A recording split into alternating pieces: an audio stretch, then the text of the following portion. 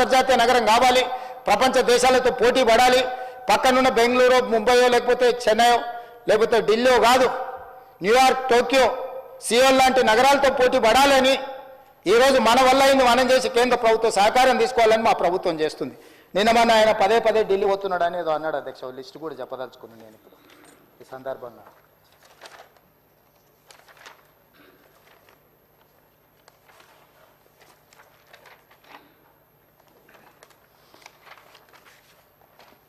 కాగితం మీ దగ్గర ఉందా?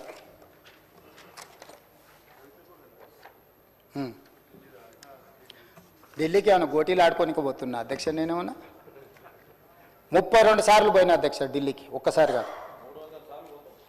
భవిష్యత్తులో ఇంకా 300 సార్లు అయినా పోతాం అధ్యక్ష. ఈ 15 నెలల్లో నేను 32 సార్లు ఢిల్లీకి పోయినా. 32 సార్లలో 3 సార్లు ప్రధానమంత్రిని కలిసిన, మిగతా అందరు కేంద్ర మంత్రులను కలిసిన, ఇంక్లూడింగ్ కిషన్ రెడ్డితో సహా బండి సంజయ్తో సహా ప్రతి ఒక్కరిని కేంద్ర మంత్రులను కలిసినాం. అసలు కేంద్ర రాష్ట్ర ప్రభుత్వాల యొక్క సత్సంబంధాలు రాజ్యాంగంలో పొందుపరిచిన విధానాలను వీళ్ళు మర్చిపోతే అధ్యక్ష. కేంద్ర రాష్ట్ర ప్రభుత్వాల మధ్యలో ఉండాల్సిన కొనసాగించాల్సిన సత్సంబంధాలు, కేంద్ర ప్రభుత్వ పరిధిలో ఉండే అంశాలు, రాష్ట్ర ప్రభుత్వ పరిధిలో ఉండే అంశాలు, కేంద్రం రాష్ట్ర పరిధిలో ఇద్దరిలో కలిసి ఉండే అంశాల ప్రాతిపదికన నిర్ణయాలు జరుగుతాయి అధ్యక్ష. అనుమతులు ఇవ్వాలి, నిధులు ఇవ్వాలి, దానికి సంబంధించిన విషయాలను మనం కేంద్రానికి విడమర్చి చెప్పాలి.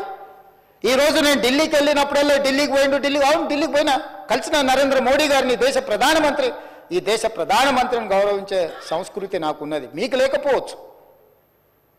మీరు కేసుల కోసమే చీకట్లో గెలుచుకుంటూ ఉండొచ్చు, మీరు మీ సంపాదనను కాపాడుకోవడానికి మీరు ఎవరైనా కాళ్ళు పట్టుకోవచ్చు. నాకే ఉంది బాజాప్తా గెలిచిన బడేబాయ్ అన్నాడు, yes on the floor on record.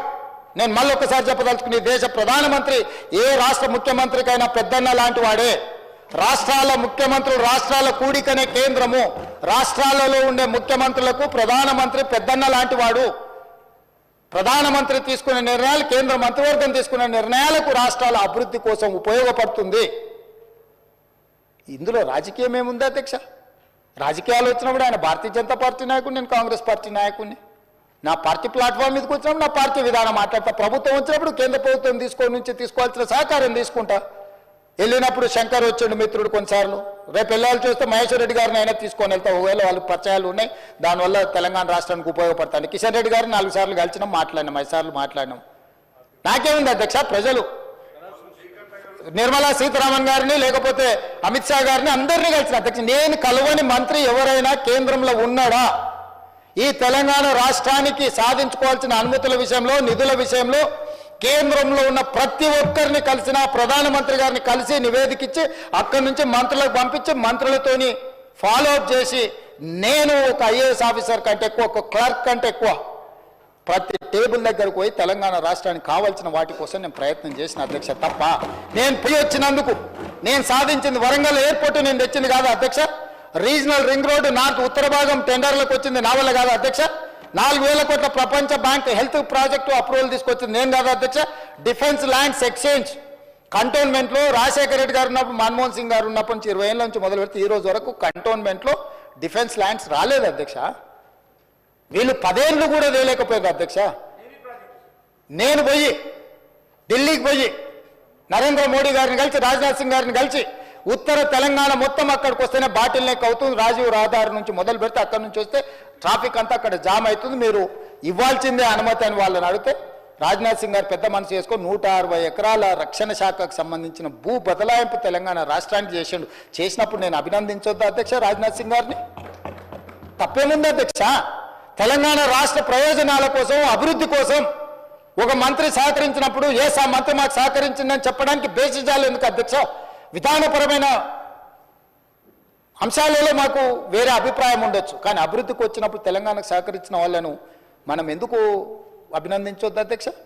ఈరోజు డిఫెన్స్ ల్యాండ్స్ని సాధిస్తే ఆయన ఎప్పుడో 2015-16లో పోయి కాగితం ఇచ్చి వచ్చినా దాని ట్విట్టర్లో పెడతాడు. అసలు కొంచెమన్నా అదేదో మా ఆది శ్రీనివాస్ అన్నది ఉండాలి కదా అధ్యక్ష. అరే నేను పోయి కూర్చొని మంత్రులను కలిసి, అధికారులను పిలిచి, ఆయన పాపం పెద్ద మంచి రాజ్నాథ్ సింగ్ గారు అందరిని పిలిచి సమీక్ష చేసి, అరే యంగ్ చీఫ్ మినిస్టర్ వచ్చినాయి, మనం చేయాలి, తెలంగాణకు మనం చేయాల్సిన అవసరం కూడా ఉందని ఆయన పిలిచి ఇస్తే దాన్ని తప్పుపడతారు రాజ్నాథ్ సింగ్ గారిని కలిసిండ్రని. అదేవిధంగా Indian Institute of Handloom Technology Piyush గోయల్ని కలిసి 10 ఏళ్ళు మీరు దేలేంది. ఆంధ్రప్రదేశ్లో నెల్లూరు దగ్గర ఉంది అధ్యక్ష Indian Institute of Handloom technology. ఇవ్వడానికి ఇక్కడ చదువుకోవాలంటే నెల్లూరు పోవాలి. నేను వెళ్ళి పీయూష్ గోయల్ని కలిసి నేను సాధించుకొని వచ్చిన అధ్యక్ష. దానికి కొండా లక్ష్మణ్ బాపూజీ పేరు పెట్టాను. అదేవిధంగా పిఎం మిత్ర పార్క్ వరంగల్ ఏదైతే టెక్స్టైల్ పార్క్ ఉందో దానికి పెండింగ్ నిధులు ఉంటే సాధించుకొని వచ్చిన. నిమ్స్ జైరాబాద్కి 1200 కోట్లు ప్రాజెక్ట్ అప్రూవలే కాదు 1200 కోట్లు తీసుకొచ్చిన అధ్యక్ష. అదేవిధంగా కాచిపేట రైల్వే కోచ్ ఫ్యాక్టరీ 2014లో పునర్విభజన చట్టంలో పొందుపరిచిన రైల్వే కోచ్ ఫ్యాక్టరీ 10 ఏళ్ళు నువ్వు సాధించకపోతే పల్లికి ఇచ్చుకుంటే కూర్చుంటే ఢిల్లీకి వెళ్ళి అశ్విని వైష్ణవ్తో నేను మాట్లాడి ఈరోజు రైల్వే కోచ్ ఫ్యాక్టరీని కేంద్ర ప్రభుత్వం నుంచి మనం సాధించుకున్నాం అధ్యక్ష. ఇవాళ మెట్రో రైల్ ఎక్స్టెన్షన్ మీద మనము కేంద్ర ప్రభుత్వాన్ని సంప్రదిస్తున్నాం. రీజనల్ రింగ్ రోడ్ సదరన్ పార్ట్కు మనం అడుగుతున్నాం. మూసీ నది పరివాహక ప్రాంతంలో నిధుల కోసం ఈరోజు కేంద్ర ప్రభుత్వాన్ని పదే సంప్రదిస్తున్నాం.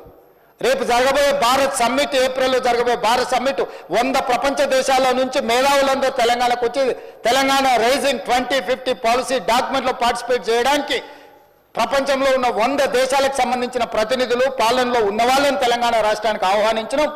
మీరు విదేశాంగ శాఖ మాకు సహకరించాలని జయశంకర్ను కలిసి రిక్వెస్ట్ చేసినాం. మే నెలలో మే 7 నుంచి మే 31 వరకు ప్రపంచ మిస్ వరల్డ్ ప్రపంచ అందగత్తెల పోటీ మన హైదరాబాద్ నగరంలో నిర్వహించబోతున్నాం అధ్యక్ష. 72 సార్లు నిర్వహిస్తే ఈ దేశంలో ఒక్కసారి అమితాబ్ బచ్చన్ ఒక్కసారి ముంబైలో చేసిండు అధ్యక్ష. ప్రపంచ దేశాలలో జరిగింది అధ్యక్ష. ఇవాళ ఈ హైదరాబాదు నగరం మన టూరిజాన్ని ప్రపంచ దేశాలకు తెలియజెప్పడానికి టూరిజం డిపార్ట్మెంట్ నేతృత్వంలో ప్రపంచ దేశాల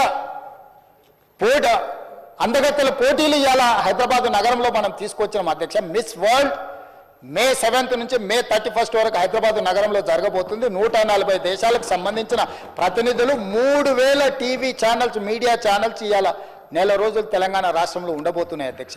వాటికి సంబంధించిన క్లియరెన్స్లు గవర్నమెంట్ ఆఫ్ ఇండియా నుంచి తీసుకోవడానికి ఎక్కడ ఇబ్బంది జరగొద్దు అని చెప్పి జయశంకర్ గారిని కలిసిన అధ్యక్ష. స్టేట్ ఇంట్రెస్ట్లో నేను ఢిల్లీకి వెళ్తే నేను ఇంకోసారి లెక్క చెప్తా అధ్యక్ష.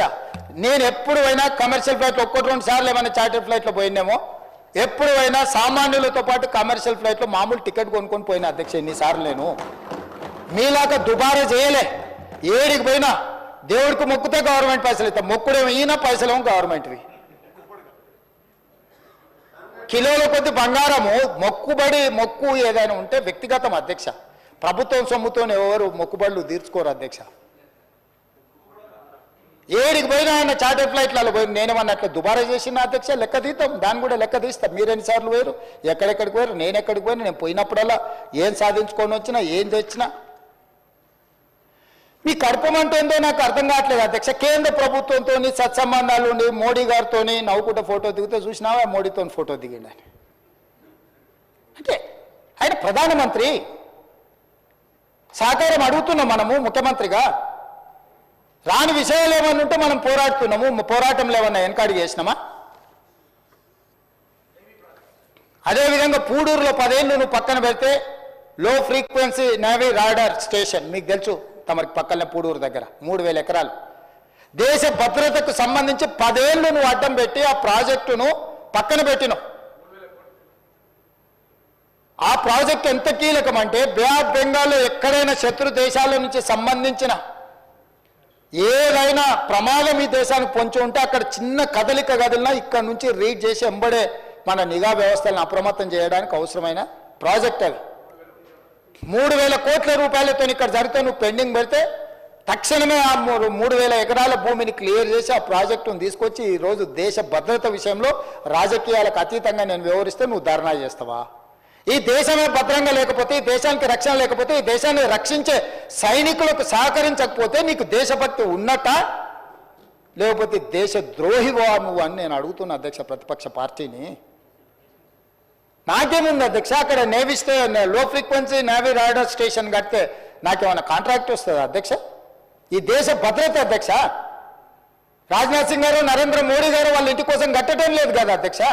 రాహుల్ గాంధీ గారు లేకపోతే ఇంకొకరు వాళ్ళ కోసం కట్టట్లేదు కదా అధ్యక్ష. దేశ భద్రత కోసం కట్టే దాంట్లో మీద కూడా నీ కుత్సితమైన రాజకీయాలు, నీ కలుషితమైన ఆలోచనలు, నీకు 50 ఎకరాల భూమి ఇయ్యలేదు, నీ కొడుకు ఇంటికి వస్తలేడు, వాస్తు కోసం ఏదో కట్టాలని డిఫెన్స్ భూములు అడిగితే ఇయ్యలేదని పగబట్టి కేంద్ర ప్రభుత్వాన్ని దేశ రక్షణనే ఫలంగా పెడతావా? అట్లాంటిది నేను పరిష్కరించిన అధ్యక్ష. నేను ఢిల్లీకి వెళ్ళడం వల్ల ఈరోజు నిన్నగాక మన గచ్చిబౌలి స్టేడియంలో మొత్తం డిఫెన్స్ ఎక్విప్మెంట్కు సంబంధించిన ఎగ్జిబిషన్ 3 రోజులు పెట్టిన లక్షలాది మంది విద్యార్థులు ఈరోజు అక్కడికి వచ్చి చూసిపోయారు. డిఫెన్స్ మొత్తం వ్యవస్థల్ని అక్కడికి తీసుకొచ్చి ఎగ్జిబిషన్ పెట్టించిన అధ్యక్ష. నేను ట్రై నేషనల్ ఫుట్బాల్ ఈవెంట్స్ నేను ఇక్కడ ఆర్గనైజ్ చేసిన అధ్యక్ష. స్పోర్ట్స్ కోసం నేను ప్రధానమంత్రిని కలిసి లెటర్ ఇచ్చిన అధ్యక్ష. 2036లో జరగబోయే ఒలింపిక్ గేమ్స్ మా హైదరాబాద్ నగరంలో నిర్వహించాలి. క్రీడాకారులను మేము తయారు చేస్తాం. మేము young India sports university, young India sports అకాడమీని స్టార్ట్ చేసినాం. సౌత్ కొరియాతో ఒప్పందం చేసినాం, ఆస్ట్రేలియాతో ఒప్పందం చేసినాం. క్రీడాకారులను ఉత్పత్తి చేసే రాష్ట్రంగా తెలంగాణ ఉంటే దేశంలో ఉండే ఏ క్రీడాకారునికైనా మేము శిక్షణ ఇచ్చే వ్యవస్థ తెలంగాణ రాష్ట్రంలో చేస్తున్నాం. మాకు అవకాశం ఇవ్వండి అని కేంద్ర ప్రభుత్వాన్ని నేను అడగొచ్చిన. Sports minister